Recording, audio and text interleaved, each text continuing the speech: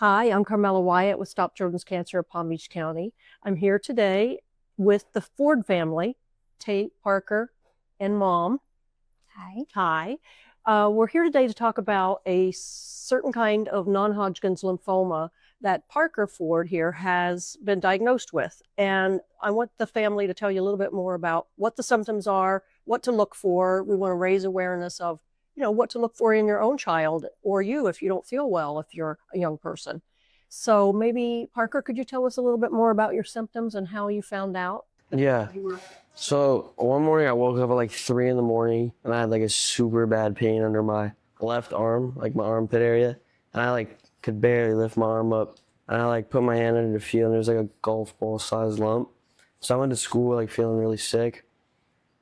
And throughout the day I like felt more like lumps over my body. I think I felt one on my rib. And then later I found one in my groin.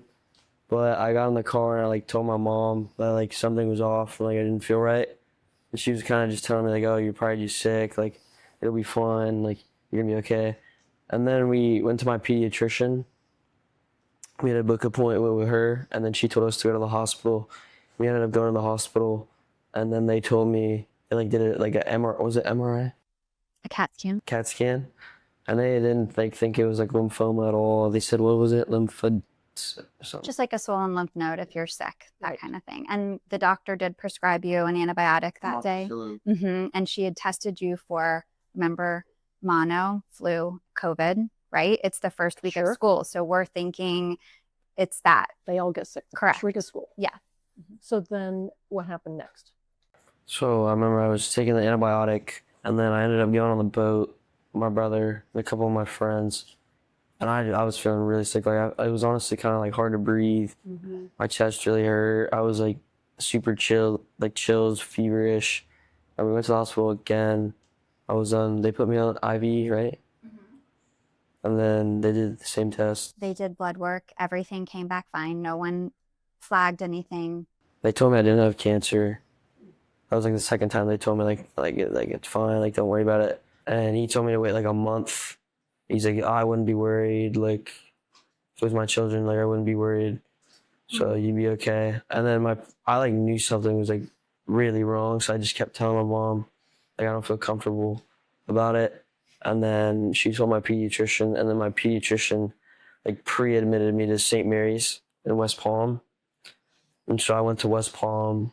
I ended up staying there for like a week. They had to move me to like ICU because they said like my heart enzymes showed them I had like a really bad heart attack, but I didn't.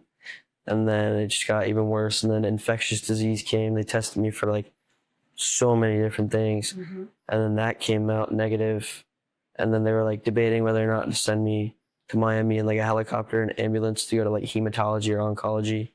I remember it was like 3 days after my birthday because I spent my birthday in the hospital. How old?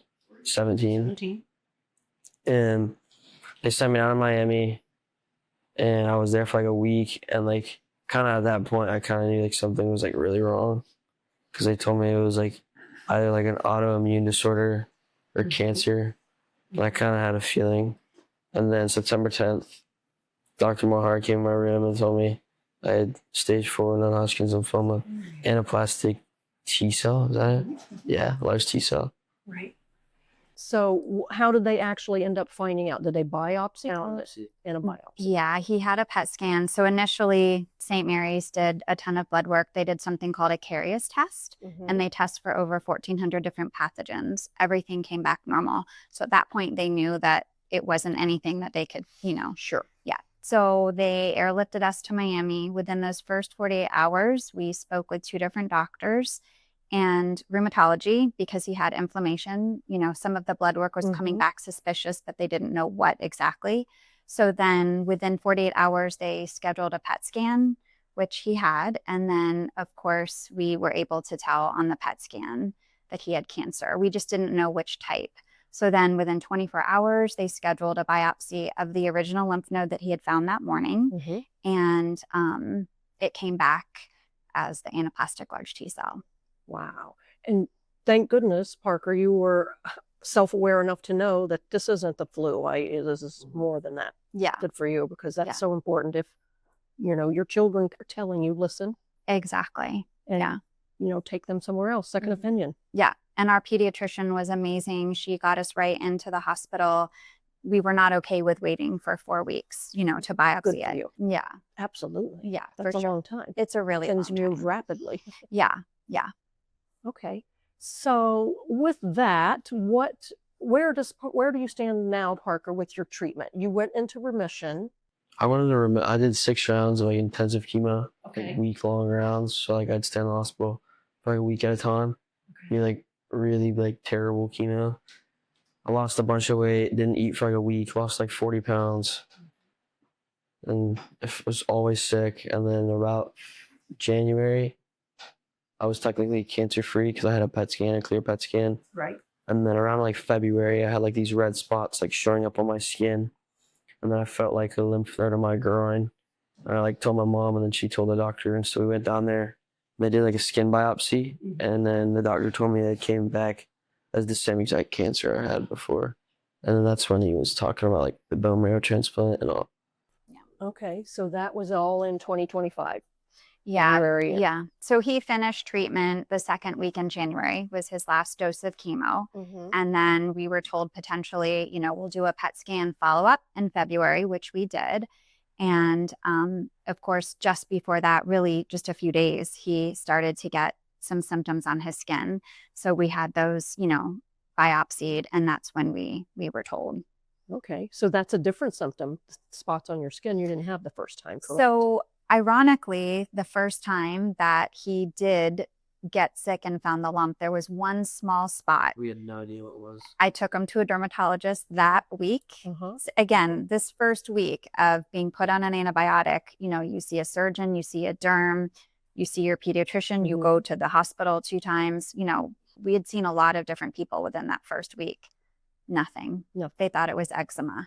And ironically, the way it presented itself the second time around was through the skin. That was, don't you think, Parker, the biggest symptom that you had? Yeah, it was like all down my whole body. Yeah. Interesting. Like a rash. Yeah. Yeah. So it was the anaplastic presented on the actual skin. Okay.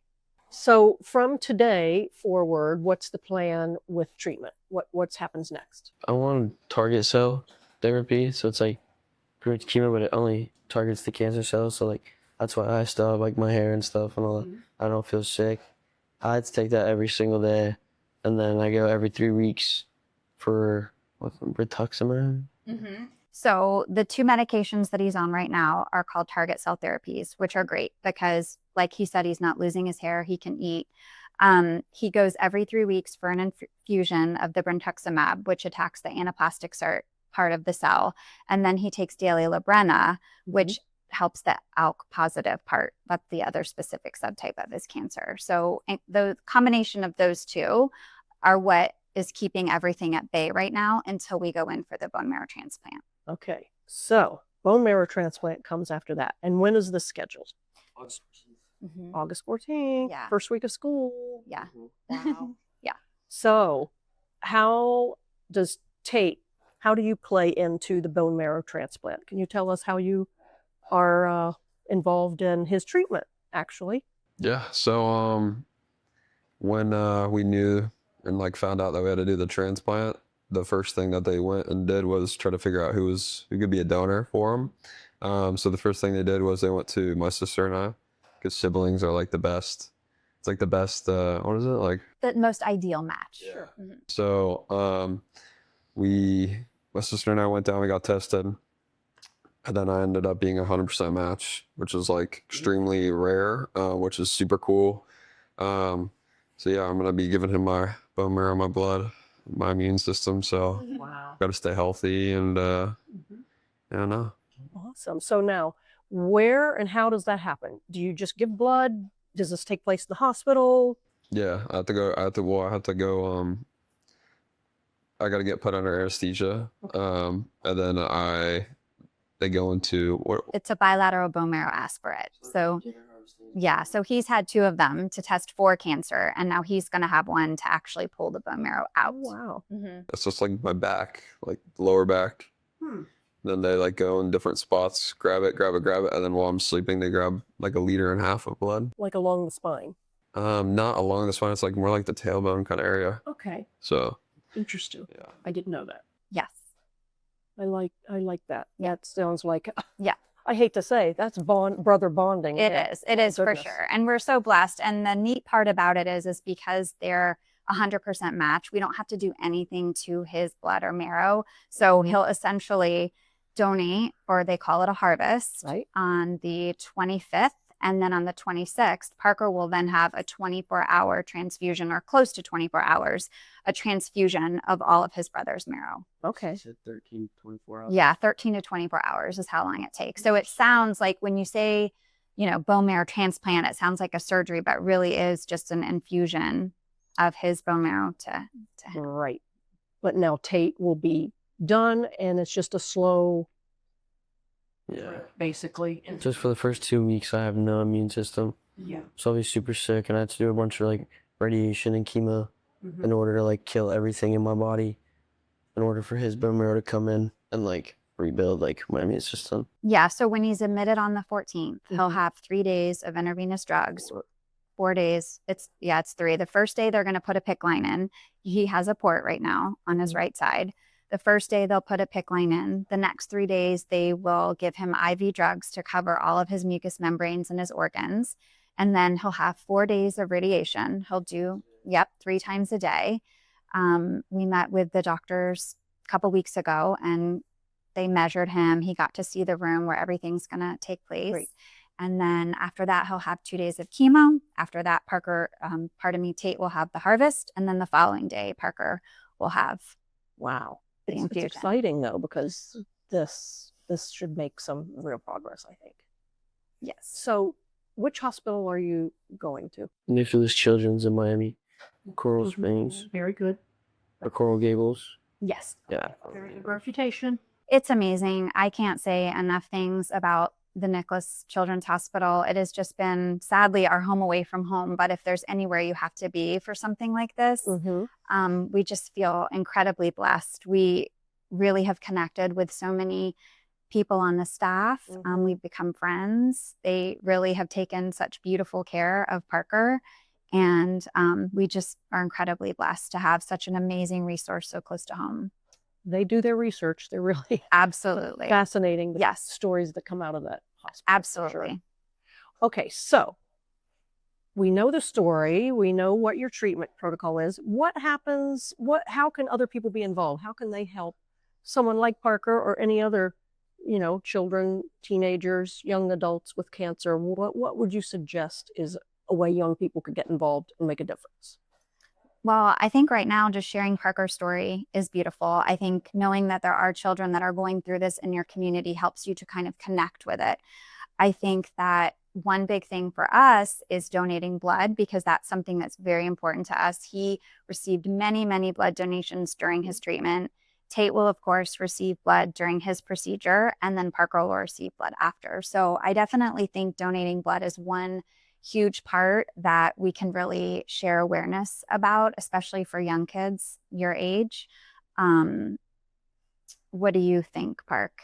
I think that's the best way to put it. Yeah, because you really are saving lives and you're making an impact. Absolutely. Where can they donate blood? If someone's watching this and they don't know, how do I donate blood? Yeah, so One Blood in Jupiter, Florida, Paul Caruso is the gentleman who is kind of helping us direct a blood drive to Nicholas Children's, as well as to help Tate and Parker. You can call any One Blood, though, and you can donate. They have spots on the weekends. They promote. You can go, I believe they do have Facebook and Instagram, and you can see wherever they're donating. They're great. They give movie tickets out. They reimburse you with that. So I think that's a really nice plus. I love it. Okay. Yeah. So I'm glad to hear you had a good summer. I hear you went on a fishing trip. Yeah, I went on a couple That's good. with my dad and my brothers and my friends. That's awesome. That's awesome. At least you got that to fit that in before this treatment starts. Very Because I'll be out for like a year. Wow. That's a lot of time. I Yeah. don't think people realize the length and the duration of treatment. Yeah. Something like this. Yeah. So we'll pretty much be in the hospital for up to 45 days. And then after that, we'll be at a hospital, or a house. We're going to rent a house close to the hospital, and we'll be there for 100 days after. Wow. Yeah. It's a long journey, but I am glad to see you look so healthy now. Thank you. You will be even healthier a year from now when we sit back at the same table. Yep. You know? Mm-hmm. So, Tate, you're a great brother. I don't think they get better. Thank you. I don't know what you think, but pretty sure. Yes, absolutely. All right. I'm glad you all were able to make it today just to help us spread awareness. With Stop Children's Cancer, we are starting a younger group of junior ambassadors, for lack of a better word, for Stop Children's Cancer. And they will be young people like you see here next to me, guys and girls. If you're interested in joining something like that, just get to our Instagram pages, Stop Children's Cancer Palm Beach County. I think Stop CC Ambassadors is the new page for the young people as well to sign up, get to know more. They'll do fun activities, just spreading awareness to other young people about how they could be involved and help some of their friends, or even if they don't know Parker, someone like Parker, and finding cures, because only 8% of the government funding goes to pediatric cancer research, which is crazy to me. So we have to change that. I mean, we have to start from the bottom and work up, So with that, follow our Instagram, Facebook, and reach out if you want to know how you can help further. Thank you. And thank you, Brian Marketing, for hosting us in this beautiful studio today. Thank you.